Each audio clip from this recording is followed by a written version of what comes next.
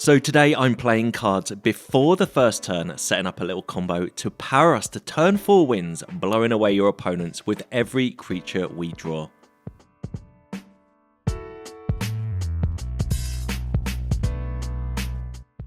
Hey everyone, Hex here, and today I'm going mega aggro with potential turn 4 wins, but this deck is resilient and can win without our early game combos. How so? Well, the perfect start today would be an opening hand with a Leyline of the Guildpact, and trust me, I will aggressively mulligan to find it. If it's in your opening hand, you get to put it on the battlefield as a turn 0 play. The Guildpact is a 5-color enchantment that makes all your lands every basic land type. This means that you have domain from the very beginning, and we are going to go in on this hard. Now here's where another one of the new cards from Karlov Manor works beautifully as a follow-up play.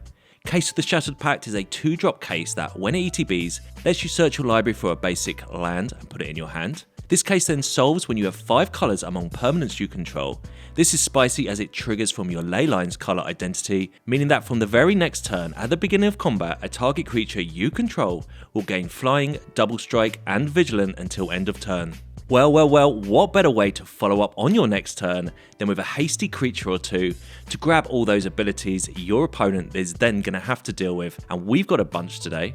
I'm going firstly for Samut. It's a 2/3 first striker that draws a card when a creature that ETBs that turn does damage. It's the perfect creature in a hasty deck that gives double strike, as you can invariably draw 2 cards on that turn. I've got Stormseekers, another 2/3 haster that can add power to another creature, but when it's nighttime can also crucially give trample, and I'm playing Fleetfoot Dancer. This is the best 4-drop for us, and I think a very underplayed card.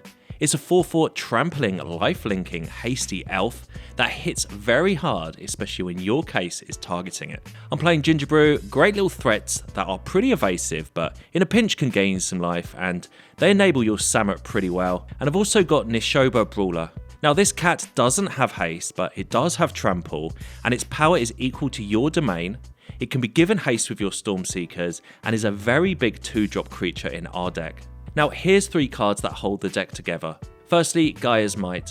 It's a 1-mana instant that gives +X/+X, where X is your domain. In our deck, that will be +5/+5 for just 1 mana, with double strike and flying normally enough to finish any game off. I've got Leyline Bindings, potentially castable on turn 1 to clear away your blockers, and some Tyvar stands to protect our creatures. But I've used this a lot today for some extra damage too, because double strike works really well with pumped up creatures.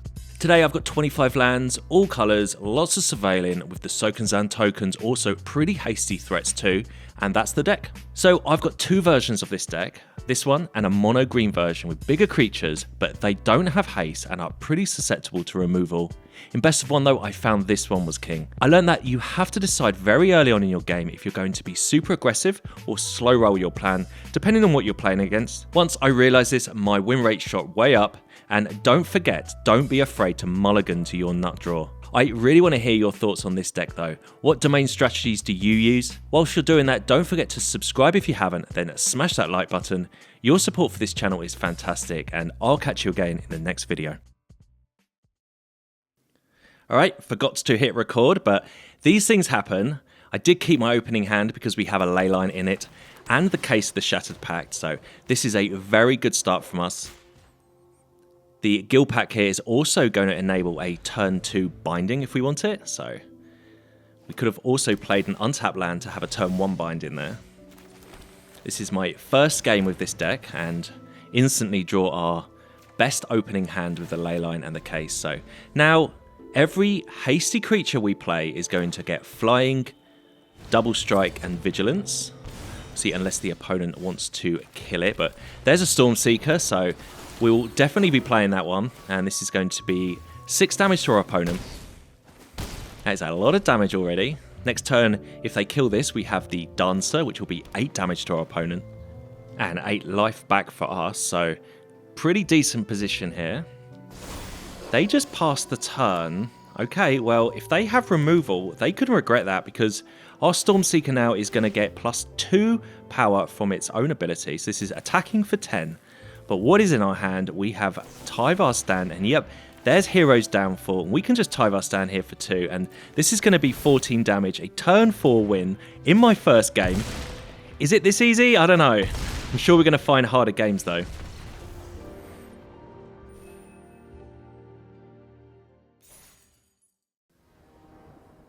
All right.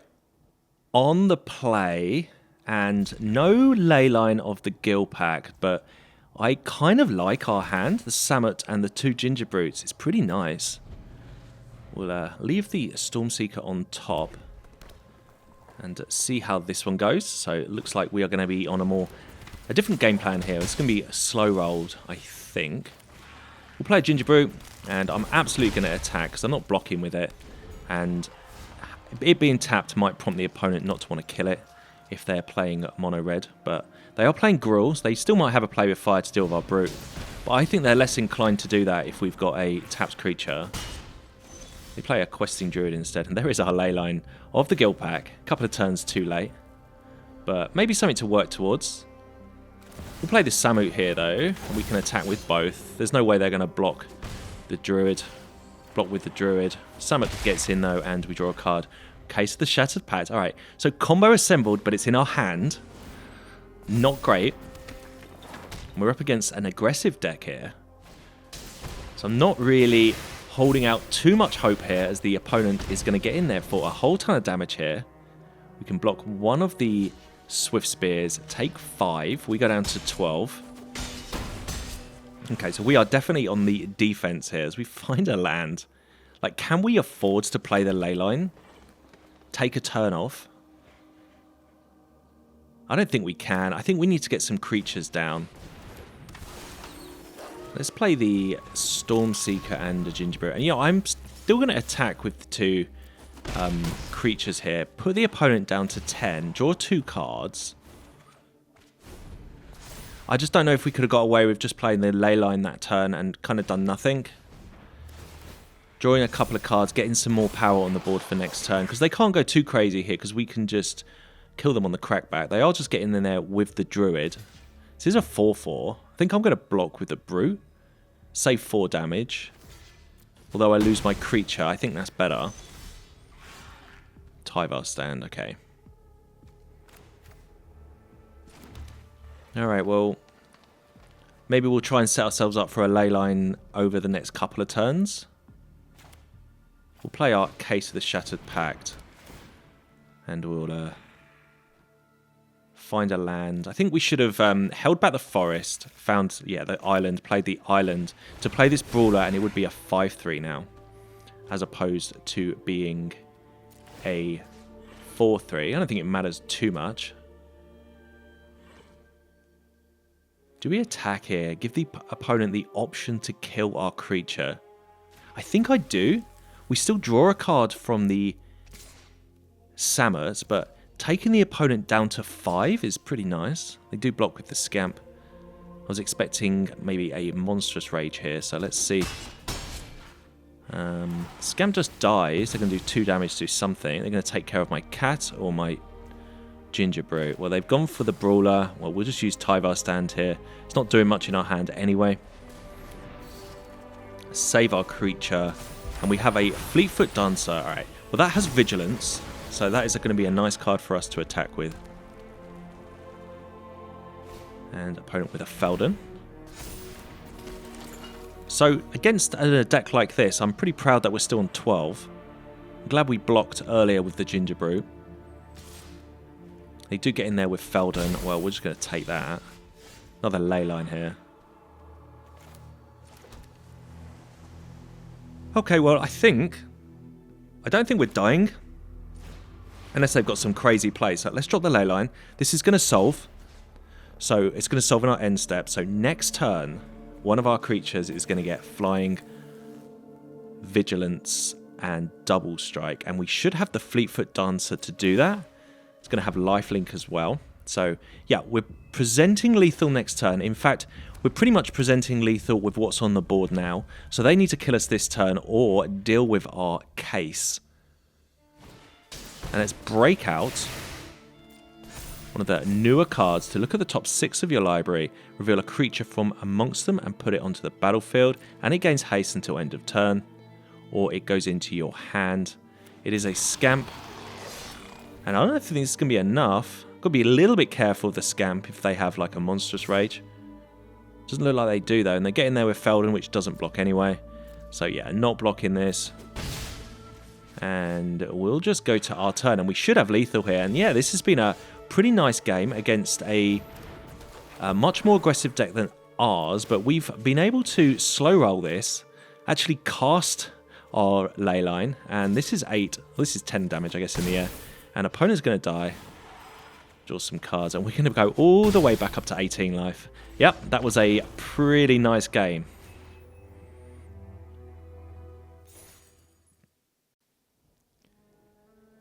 Alright then, on the draw, this hand is weak. This is better. We have our Leyline and our Case. And we also have Binding as well. So we'll ditch one of these Brawlers. What we could do with is an untapped land to get the Case down on turn 2. Which we don't, but we do have Commercial District to surveil. There's a Tyvar stand. I don't want that. Worst case, we're going to have the Leyline Binding open next turn as we play a tapped Triome. Another Gruul deck, it looks like. Gaea's Might. Okay, well, we'll play this tapped. We'll hold open Leyline Binding, and I'm not going to bind the Evolving Adaptive, which is a creature that is in my mono green version of this deck. But we'll definitely nab that Forge from them, as that will start taking over if we're not careful. It'll also start enabling the adaptive as we find a Stormseeker. Okay, well, we can take the turn off here and play our Case, grab a land, and move on. Opponent looks like they're on a Jund deck, and that is Glissa. Alright, Glissa's pretty terrible for us here. Find a Dancer. Okay, well, I think what's best here is we drop one of our creatures. We do as much damage as we can. The Dancer can help us close out the game without having our Case, but opponent's just going to attack us with Glissa next turn and destroy one of our enchantments. Luckily, our Stormseeker does have Vigilance, so I will block if I get a chance. Question is, do we use the Gaea's Might, which would be +5/+5, so that would be 16 damage. I think we do. I think we have to take this opportunity. We don't have another land in our hand, and I'm going to want to be playing the Dancer next turn if they deal with this Stormseeker, but they're down to 4. It is go for the throat on our creature here. And they do get in there, so they are, unless they've got a removal spell or a follow-up creature, they are going to be dead on board with the Dancer. What happened there? They didn't destroy anything. Okay, I'm not sure what they clicked, but we've got lethal here unless they can kill our Dancer. Glissa should have taken the Case there. They must have clicked one of the other buttons, but we'll take that.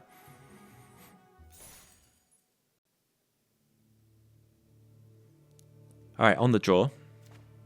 Leyline, Case, Leyline. Yeah, pretty nice hand. No creature though. So before this, before I was playing this deck, I was playing my mono green version. I played 11 games, and 10 out of 11, I had Leyline of the Guildpact in my opening hand. I thought it was glitched for the longest time.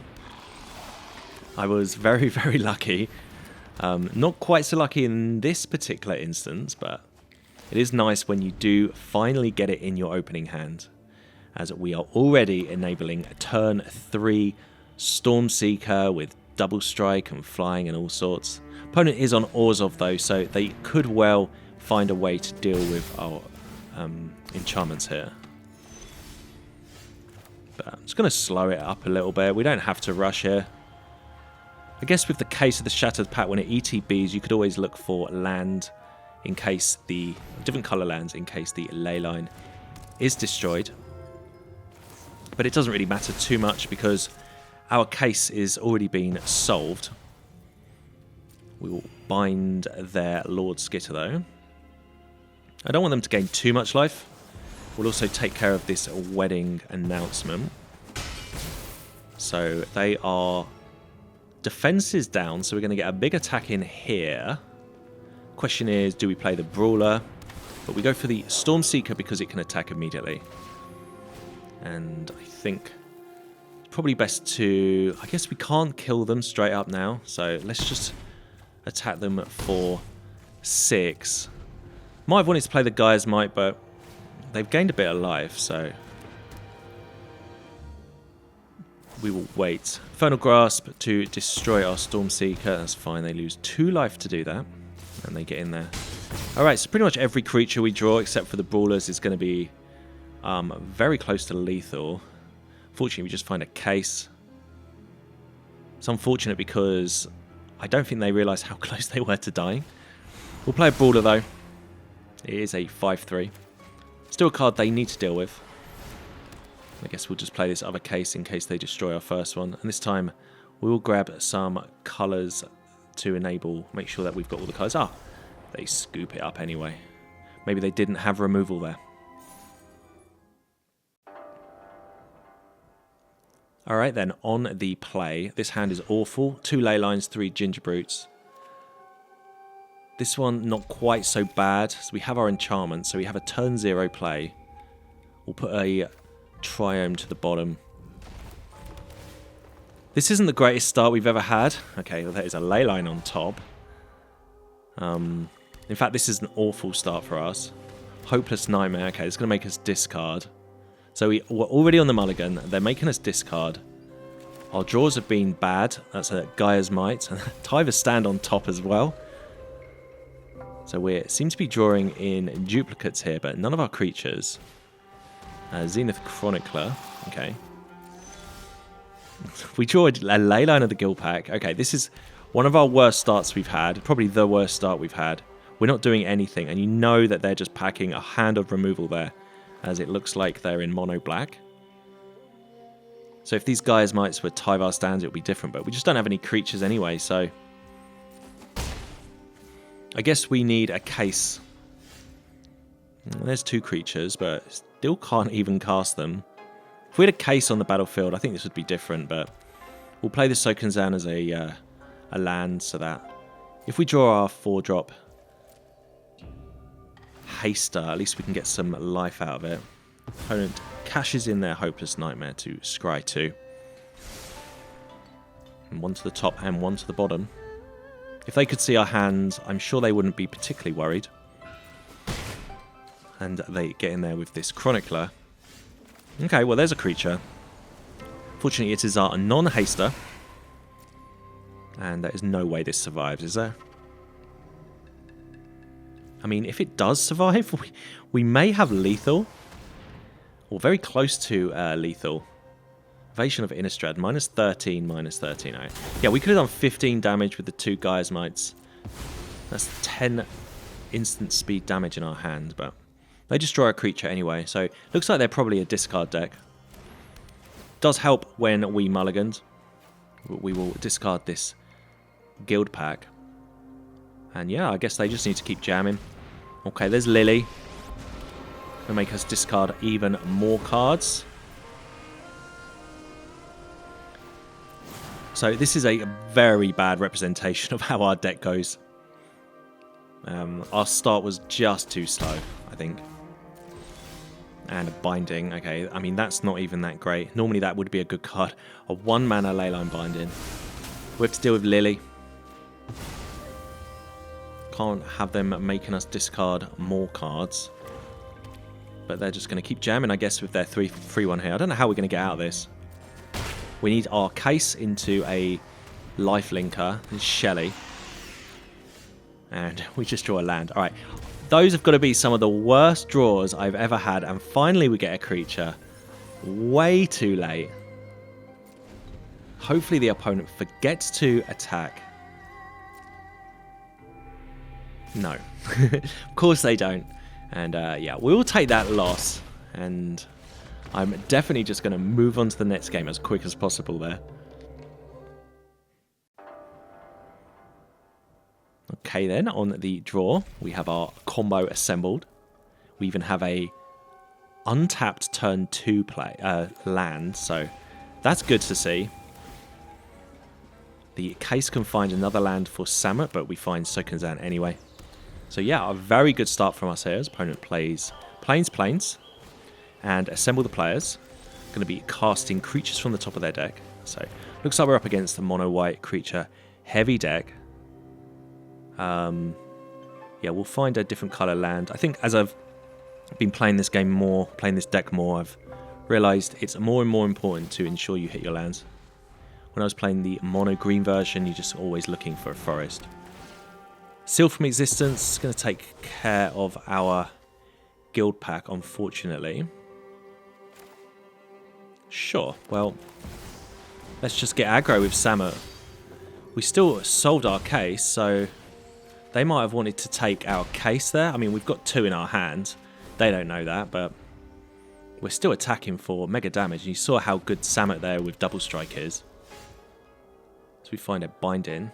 Fortunately, no creatures, but we can get pretty cheeky with our Sokenzan here, as this is going to do a fair bit of damage ourselves. We also have Gaea's Might. Just check and see if we have lethal. I think we can do 16 damage because we can channel this. We're going to draw 2 cards, and yeah, I mean, they scoop it up. They see the writings on the wall.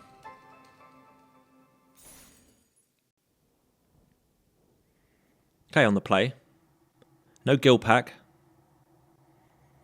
Hand isn't that bad, though. Fortunately, with a Guildpact, if you don't have it in your opening hand, you're at least going to be waiting to turn 4 to play it. It really is an early play you want to make. The case of the Shattered Pact, you can pretty much draw whenever you want.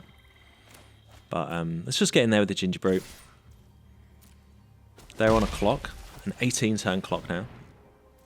But we've got some decent follow-up plays with the Dancer. And this time I'm going to make sure we find a plains so that we can cast this Leyline Binding. And that is Thalia, so it's going to tax our binding. Thalia, not a major issue in our deck here.